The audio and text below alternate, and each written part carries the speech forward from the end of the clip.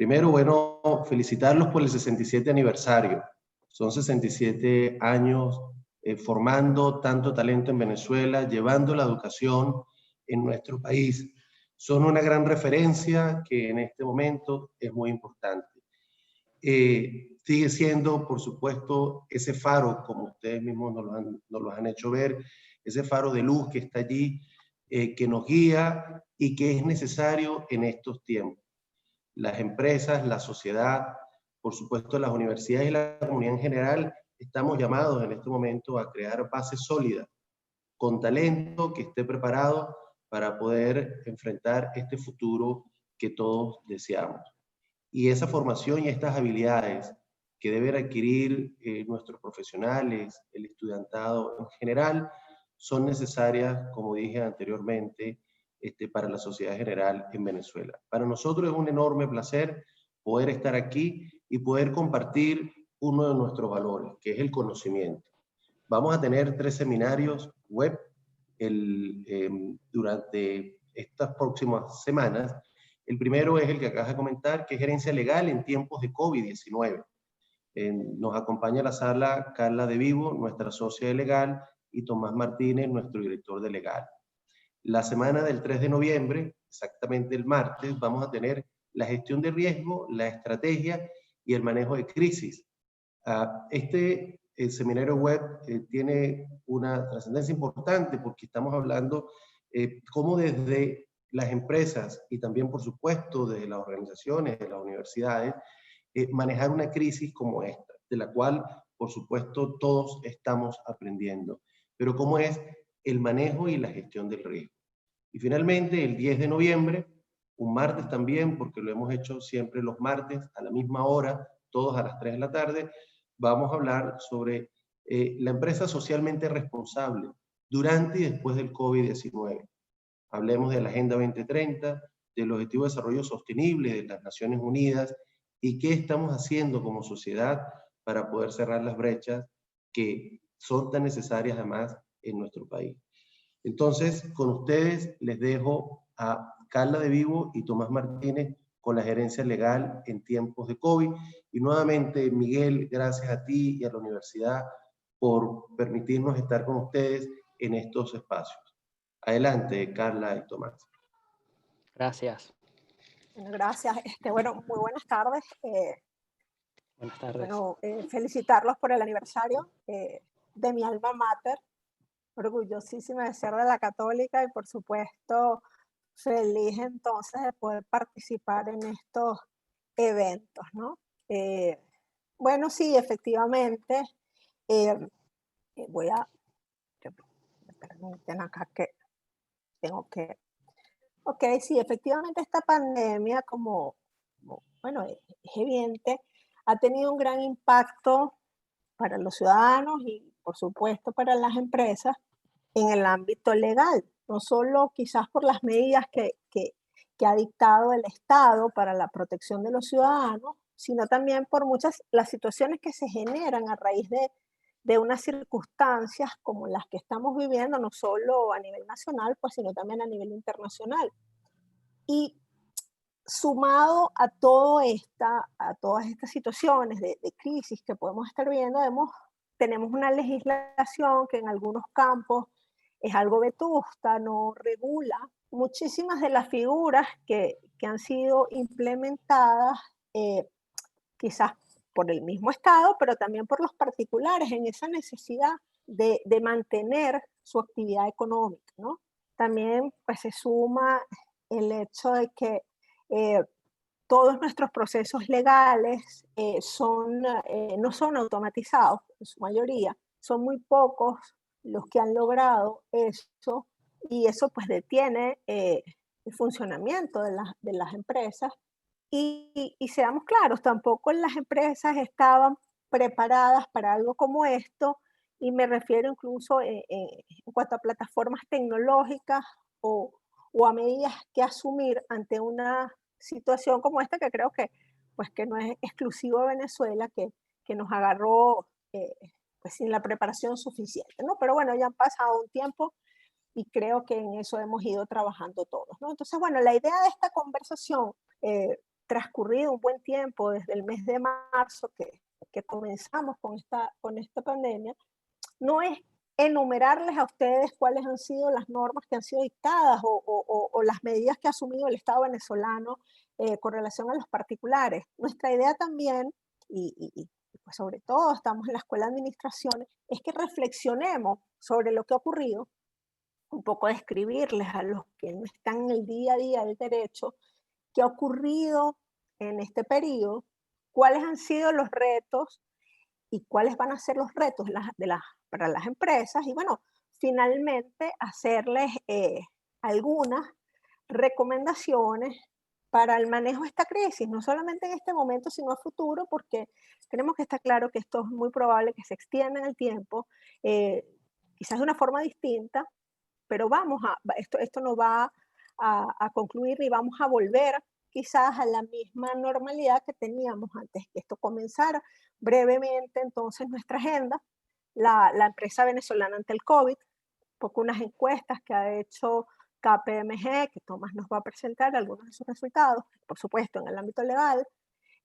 Comentaremos sobre el decreto del estado de excepción, del estado de alarma, las medidas que han sido dictadas en materia laboral y sus implicaciones.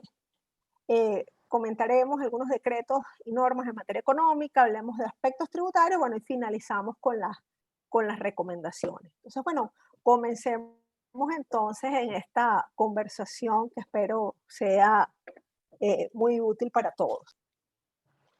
Claro que sí. Bueno, muchas gracias por la invitación. Me uno tanto a Ramón y a Carla en el agradecimiento. Igual que Carla, bueno, contento de participar en una actividad de la Universidad Católica Andrés Bello, Alma Mater, y siempre contento con aportar a las actividades que tiene y sobre todo que están en constante planificación de seminarios y de actividades y asuntos en los cuales nos podemos involucrar y participar como estudiantes, como oyentes y bueno, como facilitadores en determinados momentos, ¿no?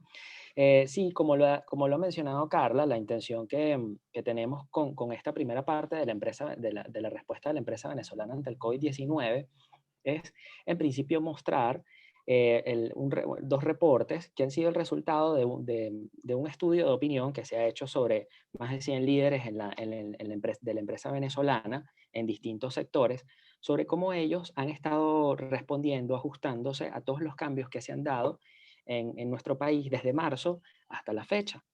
Ha habido dos momentos clave en la cual se ha recogido esa información. Uno fue antes de la publicación del primer informe en agosto y el segundo en octubre. Evidentemente, el informe tiene mucha más información de la que yo voy a poder comentarles la tarde de hoy.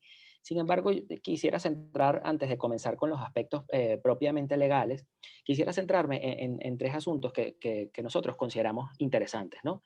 En primer lugar, todo el reconocimiento que hay de la empresa venezolana en aplicar estrategias y modificaciones al modelo de negocio.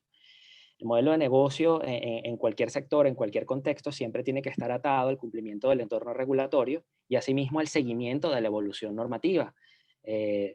No es posible realizar una actividad económica, participar en algún sector empresarial sin estar atento obviamente a la regulación que existe, ¿no? En distintos niveles, pero no es posible hacerlo y por ello el reconocimiento a esa modificación al modelo de negocio, a esa transformación que se pueda dar, pues bueno, es un rasgo distintivo de lo que ha sido toda esta temporada y de lo que probablemente va a seguir marcando el ritmo de las empresas para temporadas futuras, porque como decía Carla, es algo que probablemente va a seguir estando con nosotros, va a seguir ocurriendo, ¿no? Entonces eso nos lleva también a resaltar sobre todo el hecho del tema del teletrabajo y el cumplimiento de medidas de bioseguridad, por ejemplo, en el caso del trabajo presencial, en aquellos sectores en que es imprescindible la asistencia a las personas, como puede ser el caso del sector alimentos, el caso del sector salud, solo por mencionar dos. Entonces, este primer aspecto es interesante, sobre todo porque hay una serie de preguntas que recogen precisamente la opinión de cómo la mayor parte de las empresas se han transformado durante este tiempo sobre la marcha y han respondido positivamente y han evidentemente evolucionado en el transcurso de estos meses. Por otro lado, también está, y resalta muchísimo, y obviamente durante la presentación lo vamos a ir comentando desde el punto de vista legal, el tema de las prioridades estratégicas durante los meses venideros, ¿no? y resalta muchísimo, sobre todo, el reconocimiento que hace el liderazgo de las empresas sobre el tema de la mejora de los procesos, la reestructuración, y eso quizás va bastante alineado con el tema de hacer cumplimiento a normas y de bueno, reajustarse al nuevo entorno. Y evidentemente esa mejora de procesos de reestructuración involucra unos aspectos legales que sin duda los vamos a mencionar, que están relacionados con temas económicos, con temas sociales, con temas tributarios, con temas societarios, etc. Entonces esta identificación de esta tendencia es bastante interesante. Igual que el hecho de la transformación digital.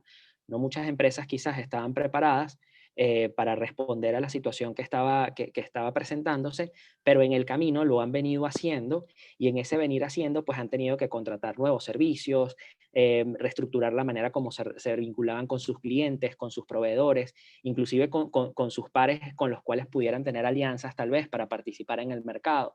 Entonces, bueno, todo esto evidentemente tiene un nivel de importancia bastante interesante.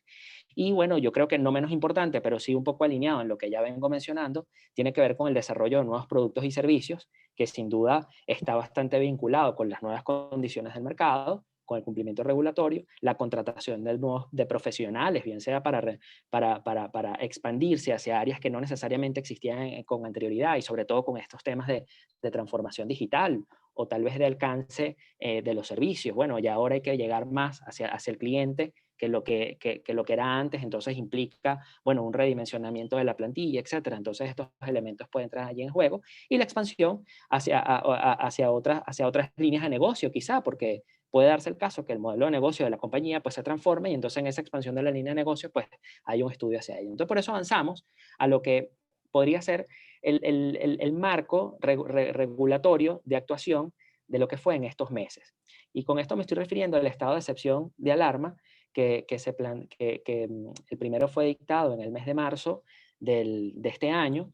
En ese estado de excepción, posteriormente fue prorrogado y vinieron sucesivos decretos de estado de excepción de alarma. No pretendo ahondar en las características de cada uno de ellos, pero sí resaltar algunos elementos que si bien ya conocemos, pues precisamente se unen con ese entorno de negocios que mencionaba hace un rato, como por ejemplo el tema de las medidas de bioseguridad, que es totalmente nuevo para el entorno empresarial, como es el hecho de la suspensión de actividades escolares y académicas que implica una dinámica totalmente diferente para los trabajadores, para los profesionales y para las empresas, porque bueno, es un elemento allí adicional que tienen que visualizar en su dinámica.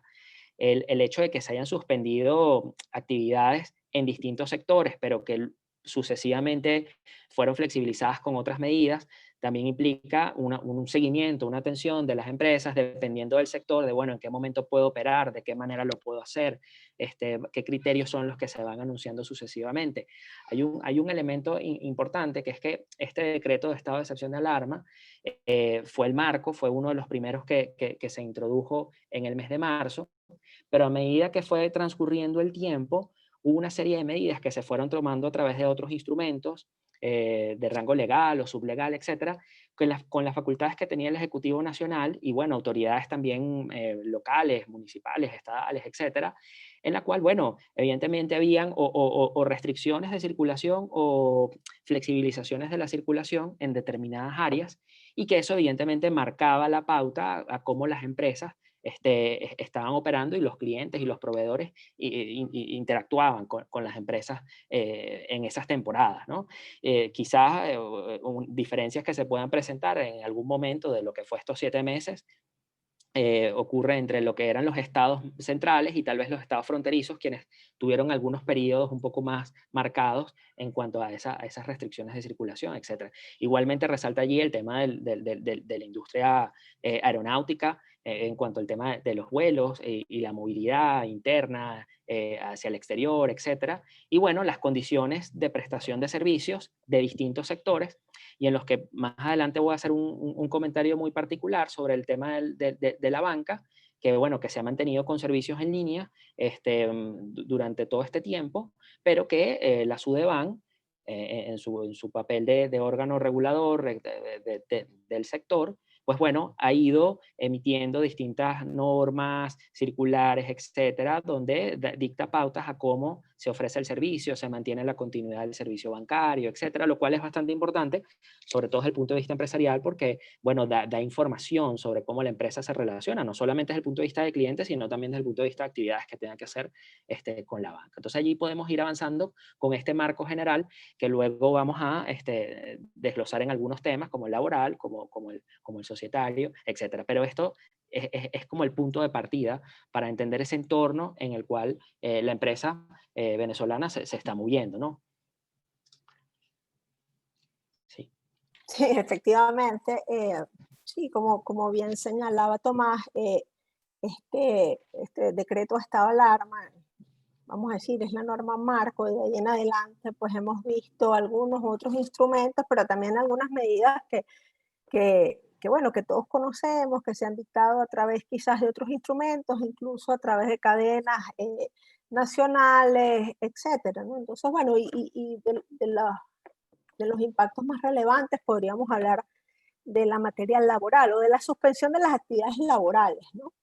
Eh, como observábamos en estos decretos de estado de alarma, se le otorga al Ejecutivo Nacional la potestad para suspender actividades laborales cuyo desempeño no fuese posible desde el lugar de habitación, estableciendo ciertas excepciones que, como todos sabemos, se han ido ampliando o han variado durante esta cuarentena, lo que incluso hace más difícil porque a veces vemos algunos eh, sistemas como intermedios, ¿no? En algunos que prestan el servicio parcialmente, otros de su casa, y así vemos cómo se ha ido evolucionando y adaptando las entidades a este sistema, ¿no? Entonces, básicamente esta medida de suspensión implicaría, vamos a decir, tres escenarios.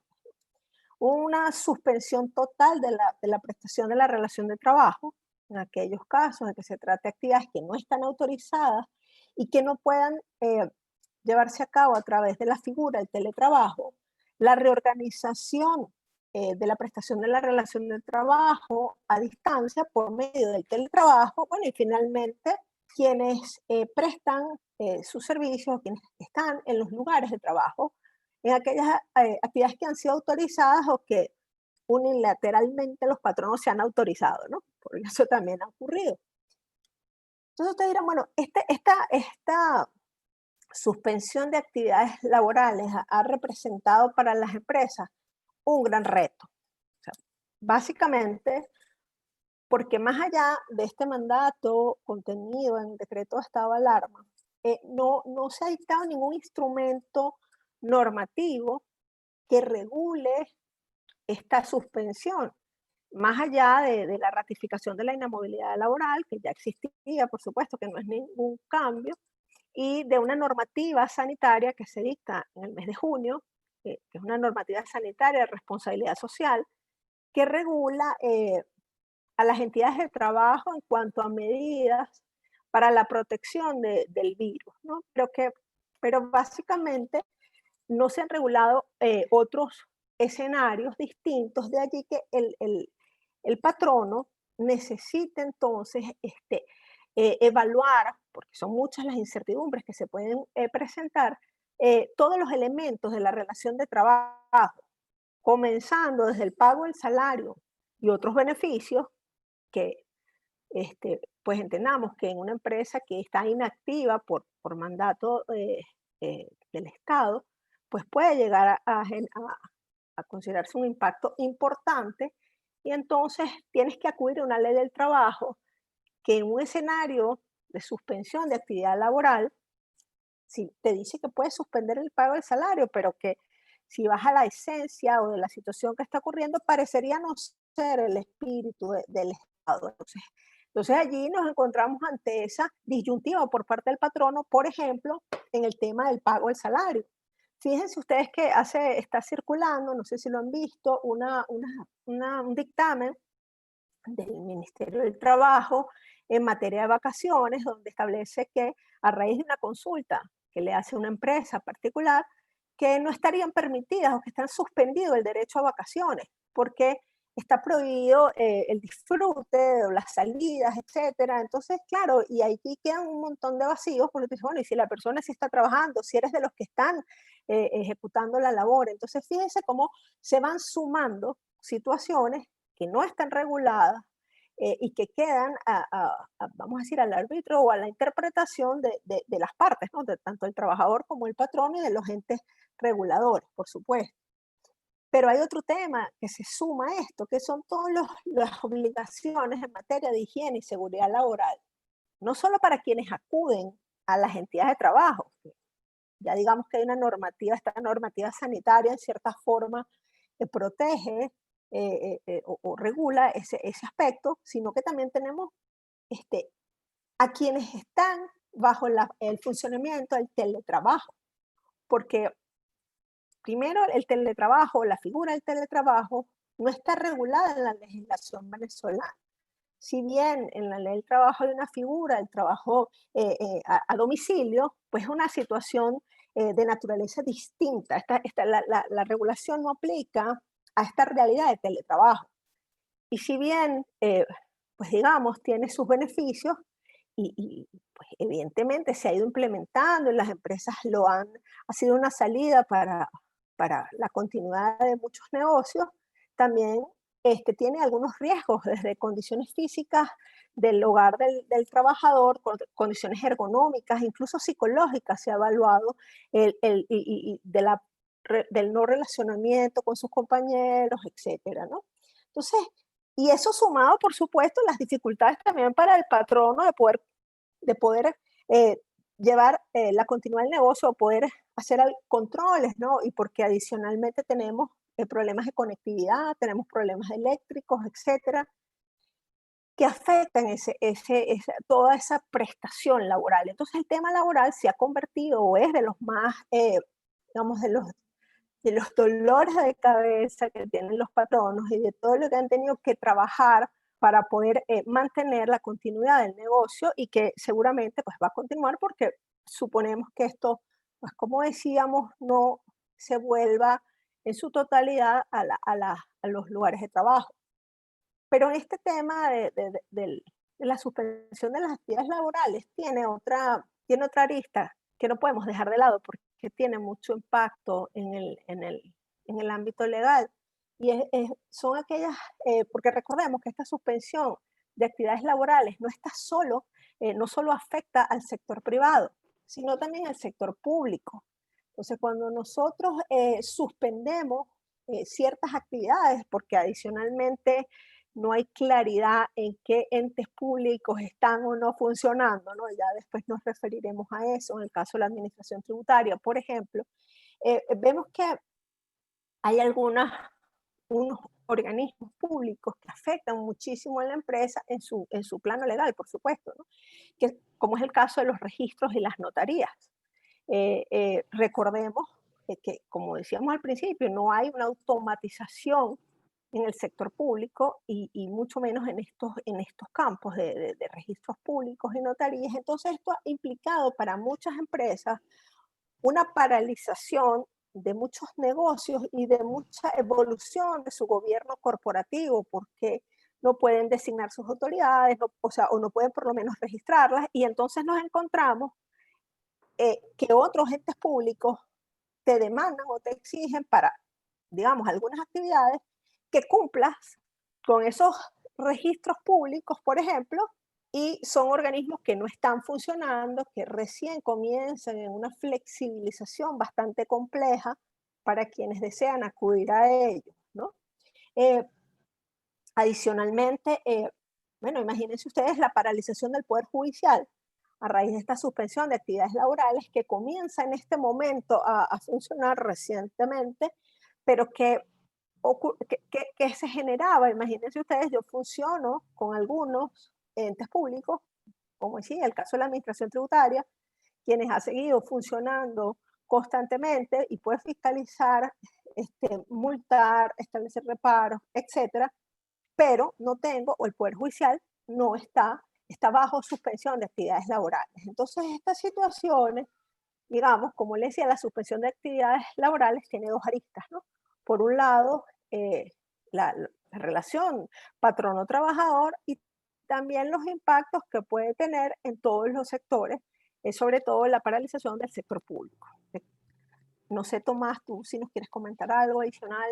Sí, sí, efectivamente, el tema de la paralización de algunas entidades y organismos públicos, en particular el caso que mencionabas de los registros mercantiles, registros públicos y notaría, sin duda que afecta muchísimo el día a día de la actividad empresarial, porque evidentemente hay muchas de las acciones y las actuaciones de negocios, bien sea desde el punto de vista contractual, desde el punto de vista de poderes que se preparen, desde el punto de vista de actas, de asambleas, de accionistas, etcétera, que requieren su formalización en determinados momentos, pues bueno, durante todo este tiempo, a pesar de que las condiciones y todo el modelo de negocio pudo haber sido transformado o redimensionado para seguir funcionando, en los periodos de flexibilización o en los momentos en los cuales la actividad empresarial se puede llevar a cabo, pues bueno, faltaba este elemento clave. De hecho, una de las recomendaciones y de las cosas que más se ha hablado, sobre todo en los últimos tiempos, es de igualmente conservar las formalidades que exige la ley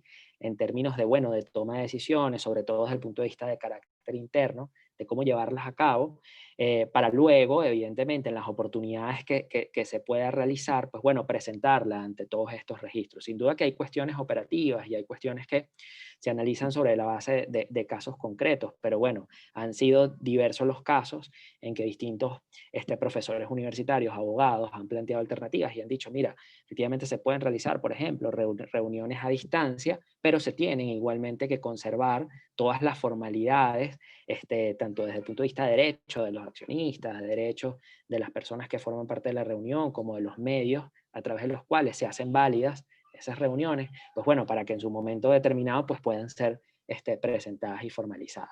Y además este comentario que hacía referencia desde el punto de vista laboral y que pasaba luego al punto de vista societario, pues bueno, evidentemente nos da la entrada para hablar un poco sobre el tema de la materia económica. Si bien ha ocurrido mucho durante todos estos meses, algunos temas que estamos mencionando la tarde de hoy, quizás son los temas en que han atrapado mayor la atención, no solamente de las personas desde el punto de vista profesional o natural, sino también desde el punto de vista de empresa. Uno de ellos tiene que ver con las medidas de protección económica que se dictaron en marzo. Fue uno de los primeros decretos que también estuvo dentro de esas medidas que se tomaron y que hacía referencia al tema de los créditos vigentes y otorgados para esa fecha. Eso era una preocupación, evidentemente, pues bueno, porque como las actividades en principio se paralizaban por un tiempo que para ese momento no se sabía cuándo pudiesen restablecerse, pues bueno, el hecho de saber cuándo tienes que cumplir con tus obligaciones desde el punto de vista crediticio, cómo debes cumplir y qué mecanismos de protección tienes para ello, pues bueno, resultaba importante para las empresas que tuviesen ese tipo de créditos, ¿no? Y entre otras cosas, digamos que las alternativas que se planteaban en ese momento era la de la reestructuración y la suspensión de pagos. Se menciona esto porque hay todavía algunos elementos que se encuentran vigentes y luego la SUDEBAN inclusive dictó algunas normas en relación con esto y la clasificación que los bancos le daban a este tipo de créditos. Entonces es un elemento que siempre está presente desde el punto de vista económico porque claro, como todo cambio, como toda transformación implica la necesidad de tener recursos y de poder mantener la operación de la empresa, pues bueno, cómo tener esa liquidez, cómo tener esos recursos que hacían falta o cómo disponer de ellos, que en principio pudieran estar determinados para ciertas obligaciones, cómo disponer de ellos para atender todas estas vicisitudes que se presentaron durante este tiempo.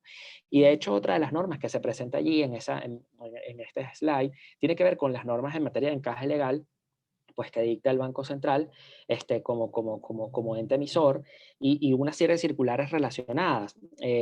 Obviamente yo me estoy refiriendo al tema legal, desde el punto de vista económico hay todo un análisis que habla sobre la incidencia que tienen o no estas medidas. Ese tema no lo voy a apuntar, aunque probablemente parte del público esté bastante interesado, sobre todo en ese efecto de negocio. Yo me voy a referir al tema legal. Y desde el punto de vista legal, en principio lo que estas normas tienen como interés es, bueno, es permitir los medios para drenar liquidez hacia el sistema, precisamente para que las instituciones bancarias pues tengan, en principio, recursos para para poder otorgar créditos al empresariado, a las pequeñas y la mediana empresa, etcétera, a todo el público en general que fuera a optar por créditos, sobre todo para los sectores productivos.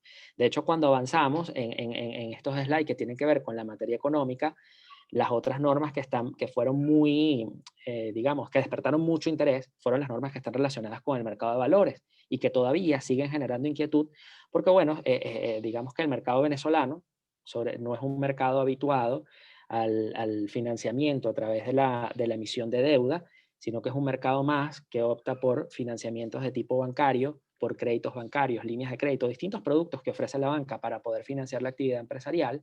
Pero en este caso, el hecho de que durante este periodo se haya continuado desde la SUNAVAL con la emisión de normas, como puede ser el ejemplo de la posibilidad de colocar títulos valores y negociarlos en moneda extranjera por parte del sector privado, pues bueno, allí abrió una ventana. Hasta la fecha, al menos no hemos conocido de alguna emisión que se haya dado con estas características, y de hecho para quienes estén interesados en conocer cómo ocurre esto en la práctica, la SUNAVAL tiene una serie de estadísticas publicadas en su página web donde aparece cómo es el volumen de transacciones, cuáles son las empresas que participan en el mercado y todos los actores, etcétera. Pero el hecho es que esta norma se publica en mayo de este año como una ventana para que las empresas puedan optar por financiamiento. Y la otra, que generó muchísimo interés desde el mes de julio, tiene que ver con la oferta pública de valores de las pequeñas y las medianas empresas. Evidentemente, todas las empresas que decidan optar por esta vía de financiamiento, pues tienen que seguir toda una serie de procedimientos y de requisitos, autorizaciones ante la SUNAVAL e inclusive preparación de una serie de prospectos que incluyen información financiera y organizacional de la empresa sobre los planes que tienen, que resulta, y con información que resulta de interés al inversor. Entonces, digamos que desde finales del año pasado, en el mes de septiembre, cuando se hizo una reforma hacia las normas de oferta pública de valores, este año estas dos normas vinieron a integrar ese conjunto de normas que disponen de una alternativa diferente al financiamiento bancario, y que sin duda durante esta época de pandemia y de medidas que han estado surgiendo alrededor del tema de la materia económica, pues bueno, han estado en la opinión pública, han estado bajo el interés de la empresa privada, porque se manifiestan como una alternativa. Entonces allí, digamos que con estos temas en materia económica, que no son todos, podemos avanzar en lo que son lo que han sido los principales durante esta temporada, y han mantenido a los departamentos legales, sobre todo, buscando información para hacer de la empresa una opción hacia estos caminos, ¿no? El otro tema interesante, que es un poco más operativo, quizá con incidencia económica sin duda, pero no relacionado con el tema de financiamiento, tiene que ver con el tema del arrendamiento. Y es un tema además que trasciende el entorno local, sobre todo porque se discute muchísimo sobre el futuro del trabajo, el futuro de las oficinas y qué va a ocurrir con esta situación en la que todos estamos desde casa atendiendo temas, trabajando, etcétera, y en las que tenemos unos espacios que estaban dispuestos, no sé, para, en el caso de la pequeña y la mediana empresa, 20, 50 personas, pero en el caso de grandes empresas, 200, 300 personas, todos estos espacios que generan una serie de costos fijos. ¿Qué ocurre con ello? ¿Qué va a pasar, no? Entonces, claro, el tema del arrendamiento precisamente es un vértice de todo ese, de todo ese grupo de temas que están asociados con el futuro del trabajo. Y en materia económica y social, y un poco localizándolo en el contexto venezolano, hubo en el mes de febrero una serie de medidas que se tomaron en la que se disponía la suspensión del plazo de pago de cánones de arrendamiento en los inmuebles de uso comercial y aquellos que son utilizados como vivienda principal, un poco en la idea precisamente de proteger al arrendatario en estas circunstancias en las que no necesariamente los ingresos fueran, digamos, consecuentes o de manera continua durante las circunstancias. Y bueno, pero también ofrecía allí un mecanismo para los arrendadores en el hecho de que se pudiera reestructurar los términos en que estos cánones pudieran ser pagados. Y la manera como tanto arrendador como arrendatario se pudieran poner de acuerdo para afrontar esta situación durante todo este tiempo. La razón por la que se menciona este decreto, que inicialmente, como decía, fue dictado en marzo de este año, es porque en el mes de septiembre se extendió por un periodo de 6 meses más. Evidentemente, hay muchas particularidades en la materia arrendaticia. Quizás aquí lo más relevante de decir es que los mecanismos para que ambas partes se puedan poner de acuerdo sobre cómo pueden resolver el tema de la relación arrendaticia está allí de relieve. Creo que desde el punto de vista legal lo más importante es que tienes los caminos para negociar. Y bueno, evidentemente hay una serie de condiciones a través de las cuales te dicen cómo puedes hacer esa negociación. Hay sectores económicos que durante todo este tiempo no han parado y, bueno, probablemente han tenido que afrontar su situación desde el punto de vista de arrendamiento. Hay otros en que, bueno, se han visto en la necesidad, dada la paralización completa de su actividad, si es una tienda, tal vez en algún espacio comercial, para poder hacer eso. Pero en todo caso, el tema del arrendamiento desde el punto de vista operativo tiene una incidencia y sobre todo porque está unido al tema económico y al tema que se menciona sobre cómo estas circunstancias pues, han llevado a revisar los contratos de arrendamiento, a revisar de qué forma se pueden establecer y en el caso de que existan renovaciones, inclusive muchas empresas a repensar sobre si todos los espacios que realmente tienen a disposición y que han venido utilizando con anterioridad, pues van a seguir teniendo el mismo uso en el futuro, ¿no? Son muchos más temas gerenciales, pero que desde el punto de vista legal, quizá el más evidente donde se relaciona o donde se conecta con la gerencia legal es el tema del contrato de arrendamiento y esta información sobre el contexto, el entorno regulatorio más reciente cobra especial relevancia. Sí. Efectivamente, bueno, pensando en la materia económica, ¿no? Quizás cuando uno observa estas medidas que dicta el Estado, pues hubo muchas críticas, o ha habido muchas críticas, siguen habiéndolas, porque estas medidas eh, han implicado siempre un sacrificio para la empresa o para el sector privado y no del Estado, ¿no? Han sido muy pocos y por eso en esta materia económica es necesario, es obligatorio referirnos a beneficios fiscales o si es que el Estado ha tenido en cuenta el otorgamiento de beneficios fiscales, ¿no? Entonces, pues claro, recordemos que esta pandemia o este estado de alarma comienza en el mes de marzo, justamente, pues venía el pago del impuesto sobre la renta, se esperaba bueno, que el Estado pues, prorrogase el pago, lo suspendiese o otorgase algún beneficio fiscal, sin embargo, eso no ocurrió. Para aquel momento, incluso fue muy fuerte la administración tributaria en la campaña de paga del impuesto para aquel momento. Esto fue muy criticado. Sin embargo, pues se siguió esperando algunas reformas fiscales, algunas derogatorias de algunos tributos, por ejemplo, como es el caso del impuesto al patrimonio, que tenemos desde marzo, se está esperando, se esperaba algún pronunciamiento para suspender el pago, derogar este impuesto o cualquier otra medida que fuese en pro de la empresa, porque recordemos que el impuesto al patrimonio grava la tenencia de un patrimonio que no necesariamente te está generando algún ingreso, ¿no? El hecho que lo genera es tener un patrimonio, o sea, eso es algo fijo que no necesariamente, y en una situación como en la que estamos viviendo, pues muchas empresas cuya actividad está paralizada no generan los recursos y sin embargo van a tener que cumplir con este tributo. Lamentablemente ese beneficio tampoco se otorgó y pues por el contrario hay una gran campaña, una gran exigencia, o sea, una fuerte la administración tributaria para que los particulares, para que las empresas pues cumplan con este impuesto, ¿no?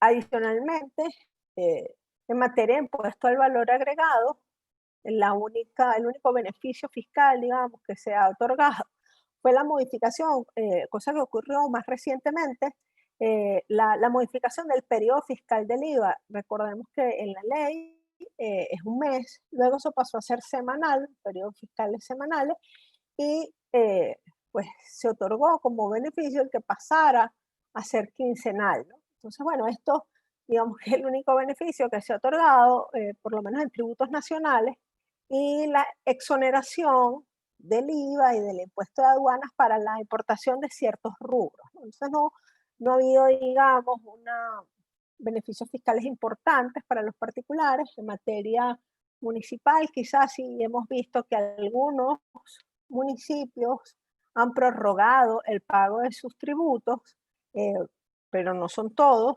y todo esto además se unió con una decisión judicial que suspendió el pago de tributos municipales por temas de armonización, que no, por supuesto no es el tema que estamos tratando hoy, pero que ha generado incluso muchas incertidumbres porque si bien están suspendidos, algunos municipios los siguen exigiendo, otros municipios reforman sus ordenanzas como han querido, entonces digamos que ha habido cierto desorden en el tema fiscal, y todo esto sin entrar a evaluar, al menos la administración tributaria, las situaciones que afectan al contribuyente, entre ellas, como decíamos antes, la suspensión de las actividades laborales. Una declaración de impuestos requiere de un equipo de trabajo, requiere de acceso a información, requiere de una capacidad por parte del contribuyente que entonces se encuentra quizás en una actividad suspendida o se encuentra, imaginemos, en otras jurisdicciones o en otros estados con hasta imposibilidad de acceder a las entidades de trabajo para poder hacer sus declaraciones y, sin embargo, la administración tributaria ejerce sus funciones fiscalizadoras y no ha aceptado lo que se ha recomendado, incluso desde un principio, y los abogados, pues especialistas en el área tributaria, consideran que es procedente, como lo es todas las causas de fuerza mayor, el hecho de terceros, etcétera, como causales eximentes del cumplimiento de las obligaciones tributarias. Incluso lo comentaba Tomás, el tema de la banca.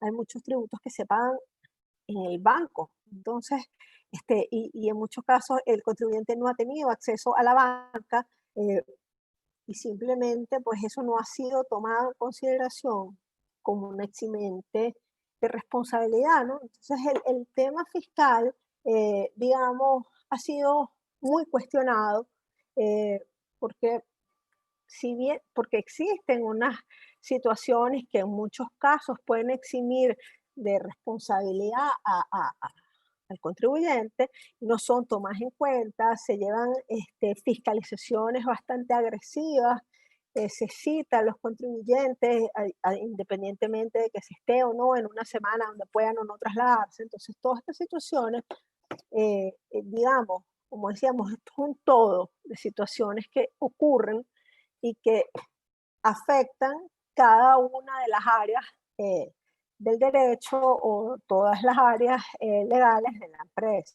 Entonces, quizás en materia fiscal, siempre la recomendación y sobre todo en este momento es cumplir en la medida de las posibilidades con las obligaciones tributarias, porque no ha habido, digamos, alguna cesión por parte del Estado de entender la situación de fuerza mayor o a la cual están sometidos las empresas, ¿no? Entonces, quizás vamos a pasar a comentar, que a veces esto no sé qué, no corre aquí. Vamos a comentar, y allí vamos a tener un intercambio sobre lo que son nuestras recomendaciones, que pueden haber muchísimas más, ¿no? Por supuesto. Sí, claro, pero de lo que ha sido nuestra experiencia en estos meses y lo que hemos visto que ha sido lo que más ha afectado a las empresas, ¿no? Quizás comenzando con el tema laboral, como decíamos, fortalecer los departamentos de recursos humanos, y bueno, en aquellas empresas más pequeñas, asesorarse muy bien en el tema de relaciones laborales y de medidas de higiene y seguridad laboral, que creo que hoy en día cobra mayor fuerza, ¿no? porque a lo largo del transcurso de estos meses, quizás en un principio había mucha conciencia de cada uno, pero ya eso no es, eso cada vez pareciera ser menos. Entonces, hay muchas entidades que se están reincorporando o al menos parcialmente, y entonces hay que hacer mucho hincapié en la necesidad del cuidado de medidas de higiene y seguridad laboral en el trabajo y fuera de él, porque esto puede traer consecuencias para las entidades. Evaluar también todos los beneficios que se otorgan, cómo se otorgan, eh, ajustados pues a la legalidad, y quienes aspiren o quieran proseguir, al menos parcialmente, con el teletrabajo, también ameritan una revisión importante de esa figura y de cómo la van a implementar, eh, porque entendamos que el trabajador no fue contratado bajo esa premisa del teletrabajo, con lo cual tampoco tiene unas condiciones necesariamente en su hogar para desarrollar su actividad laboral. Entonces eso va a tener que ir siendo evaluado, cómo se implementa, cómo se regula, cómo se regulan los horarios de trabajo, etcétera, ¿no? Para, eh, digamos, ya si se asume como una nueva condición del trabajador, esté al menos regulada por la entidad. Sí, de hecho, uno de los elementos que estabas mencionando al inicio sobre, bueno, quizás la falta de regulación en algunos aspectos, o el hecho de que con la regulación que existe, pues habían ciertas situaciones en las que realmente es difícil dentro de las circunstancias, pues estar en movimiento, buscar la manera de cumplir y que, bueno, finalmente se logra, pero obviamente te pone en una situación de tensión. Es importante resaltar desde el punto de vista digamos, de relacionamiento, todo lo que tiene que ver con el hecho de los contratos. Quizás a lo largo de estos meses hemos pasado en distintos momentos, cuando surgen las primeras normas, de las cuales muchas he comentado, de cómo en ese momento se introdujeron en el marco legal y tuvieron efecto, y esas medidas que quizás podemos ver como más como oportunidad que como limitación. La recomendación siempre es evaluar las relaciones para mantenerlas en el tiempo, ¿sí? Ahí es donde nosotros nos enfatizamos el hecho de la oportunidad. El tema de la norma probablemente tiene muchas críticas y genera muchas controversias porque hay interpretación dependiendo del lado en el que estés. Si de pronto eres un deudor, pues bueno, tú vas a buscar la manera de, oye, de justificar a través de una causa de fuerza mayor que no puedes cumplir. Pero si eres el acreedor, tú vas a buscar la manera de que tu deudor cumpla siempre con la obligación pautada. Lo mismo ocurre con el caso del arrendamiento. Si tú eres el arrendatario, pues tú vas a buscar la manera de suspender el pago o al menos reprogramarlo o reestructurar la relación. Pero si eres el arrendador, vas a buscar la manera de que te paguen el canon convenientemente. Entonces, ¿en dónde nosotros identificamos la oportunidad? La oportunidad está en reestructurar y en mantener la relación, bien sea empresa-cliente, empresa-proveedor, la alianza comercial que se tenga.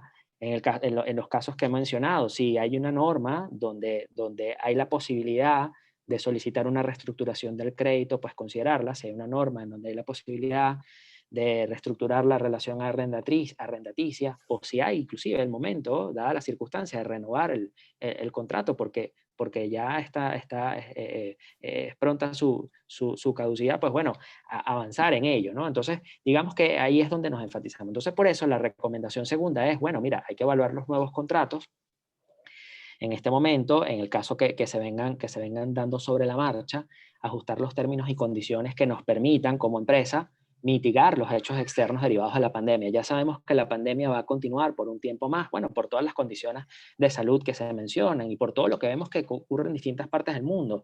Hay lugares donde se ha flexibilizado y luego se vuelve otra vez a restringir un poco más, dependiendo de cómo se da la curva de contagios. Bueno, eso incide en cómo la empresa y cómo las personas cumplen con sus obligaciones. Entonces, el hecho de que tengamos unos contratos preparados con ciertas cláusulas que otorguen determinados márgenes en relación con el cumplimiento de esas obligaciones, con plazos de pago, con unas eximentes de responsabilidad bien delimitadas, que nos den un margen, inclusive con mecanismos de notificación y de modificación sobre la marcha, porque puede ser que haya una circunstancia que inicialmente las partes no hayan previsto, pero bueno, hay alguna cláusula en la cual hay un mecanismo de modificación que se crea. Bueno, mira, hacemos una notificación, tenemos tanto tiempo para modificar estas disposiciones y estas obligaciones no se pueden cumplir en determinado periodo de tiempo o determinada condición, porque bueno, los contratos generalmente están suscritos entre algunas partes, pero las obligaciones surgen por compromisos que adquiere la empresa con otras partes. De pronto yo tengo una obligación con mi cliente, pero también tengo un contrato con un proveedor o de servicios o de materia prima o lo que fuera, que no me cumplió por determinada circunstancia que me impide a mí a cumplir con determinado cliente. Entonces estos temas contractuales, a la luz del entorno regulatorio, son los que nosotros hacemos énfasis en ver qué podemos hacer, cómo Sí. lo podemos Y Tomás, reestructurar. Sí, fíjate que yo creo que es una oportunidad. Yo creo que eh, eh, Latinoamérica, quizás, y Venezuela en particular, nos hemos caracterizado siempre por la informalidad, ¿no?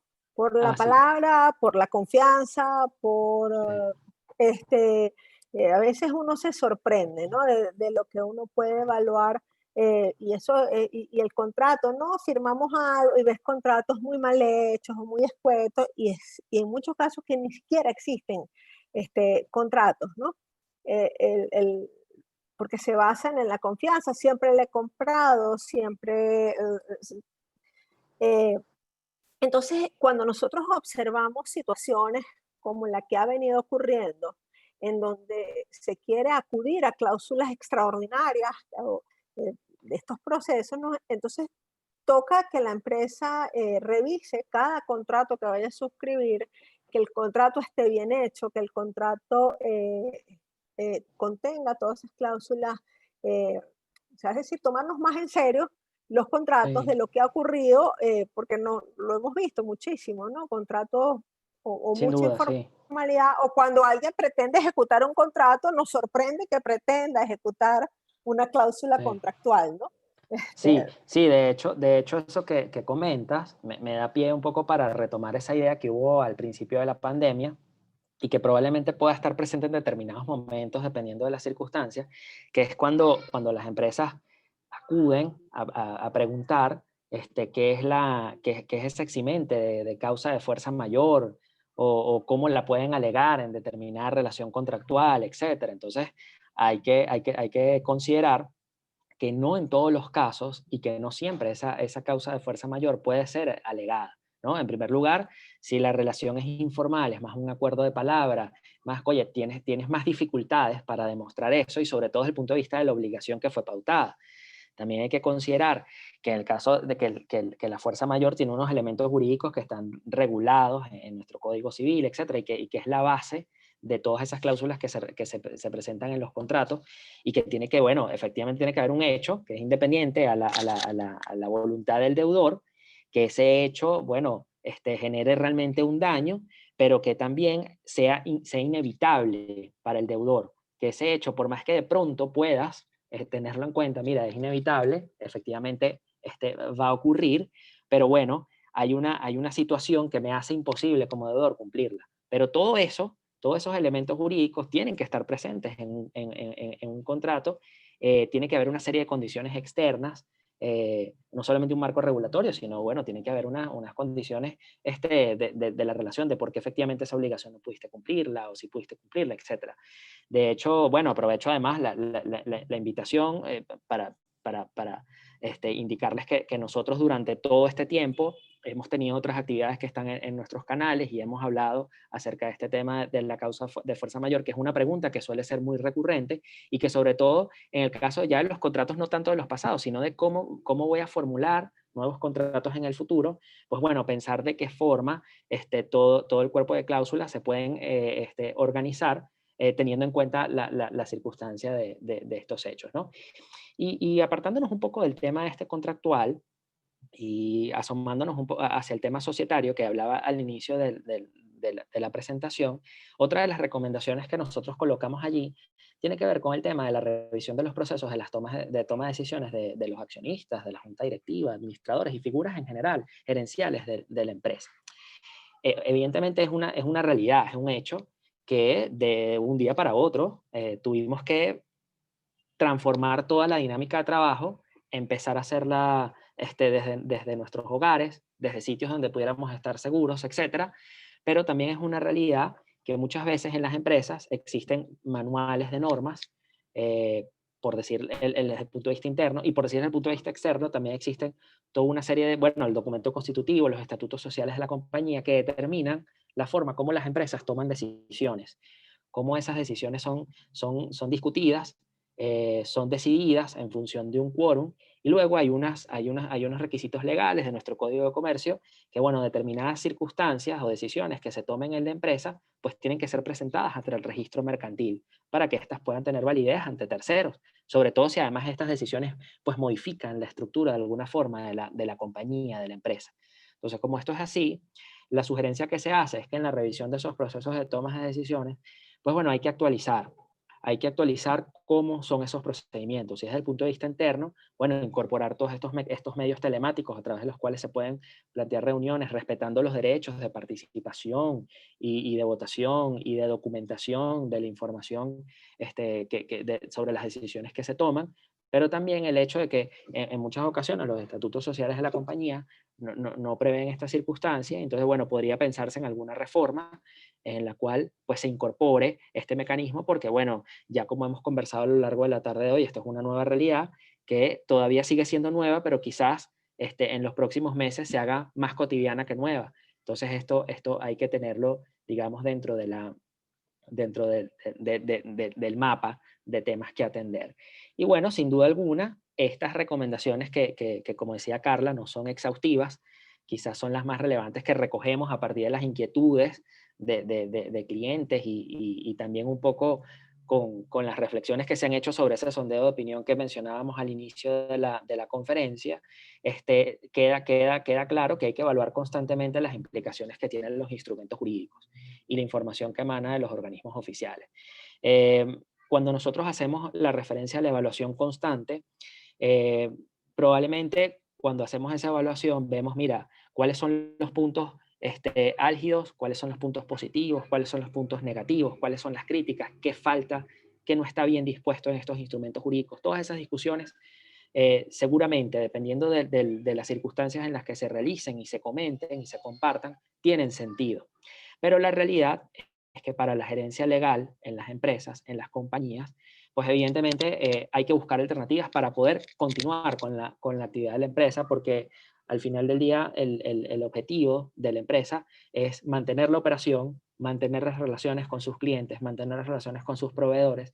Entonces, en ese espíritu, estas recomendaciones, pues bueno, van teniendo su asiento y se van calzando unas a otras, porque precisamente la intención es continuar trabajando hacia adelante y, bueno, adaptarse constantemente a no solamente al entorno regulatorio, sino también al entorno económico, que ambos son completamente retadores, son muy complejos, son muy difíciles y plantean en muchísimas circunstancias limitaciones, pero bueno, digamos que el mensaje es que hay que revisar, hay que evaluar, hay que analizar las circunstancias para ver cuáles son las alternativas y tomar la que más se adecue a la realidad de la empresa.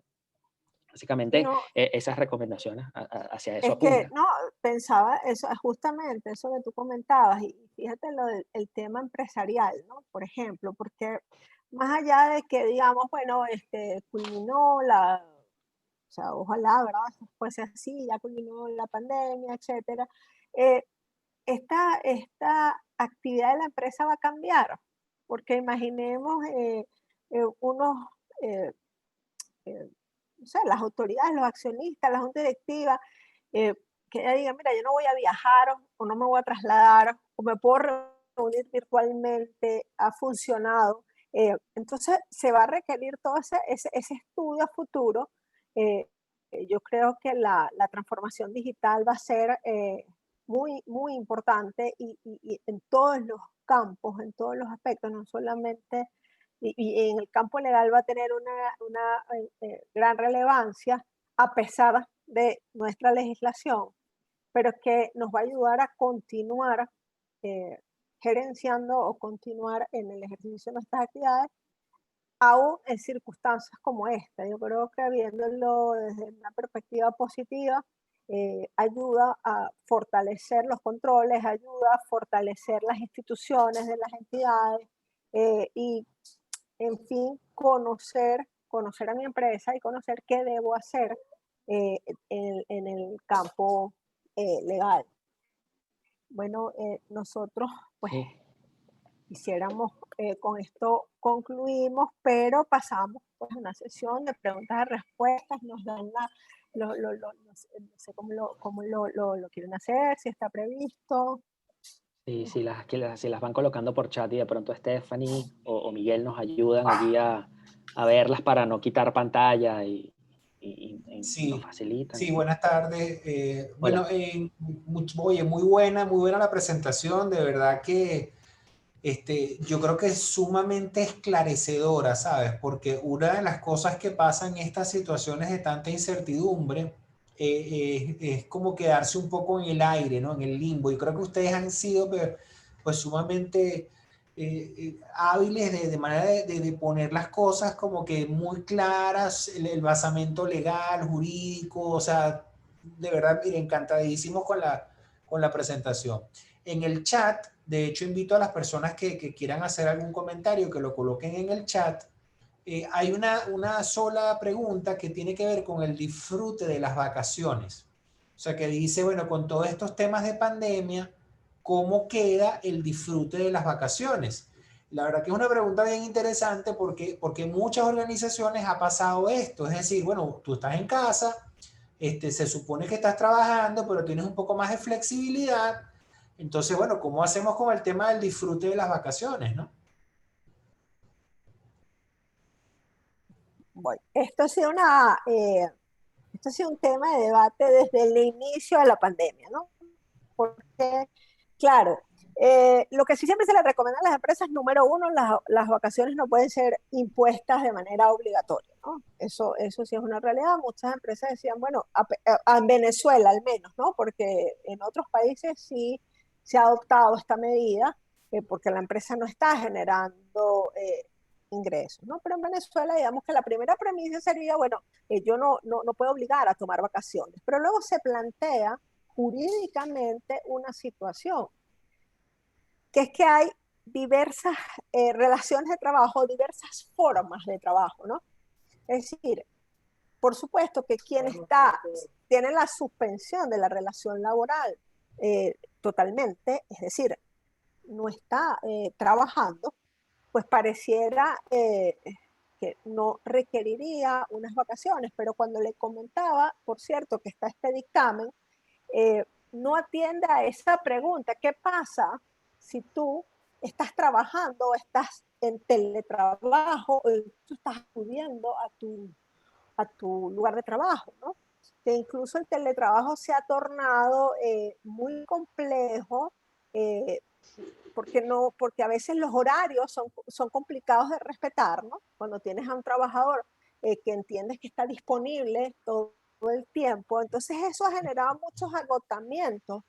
Yo creo que desde el punto de vista legal y por supuesto, pues apartándome de este dictamen del Ministerio del Trabajo, creo que en aquellos casos donde el trabajador está prestando sus servicios, está efectivamente trabajando, bien por teletrabajo o bien en la entidad, debería permitírsele el disfrute de vacaciones, porque no necesariamente la vacación es que tú te tengas que ir a la playa, ¿no? Sino que tú también requieras un descanso de esa actividad. Entonces, en mi opinión, el disfrute de vacaciones debería ser reconocido. Ojalá que este dictamen no es vinculante, entiendo que es por y lo quería leer íntegramente antes de esta presentación, pero no lo tuve, sino todas las referencias o la descripción de lo que menciona, ¿no? Pues bueno, creo que en el caso de, de que se esté prestando servicios debería tenerse derecho a las vacaciones. Muy bien. Bien, en el chat no hay no hay más dudas.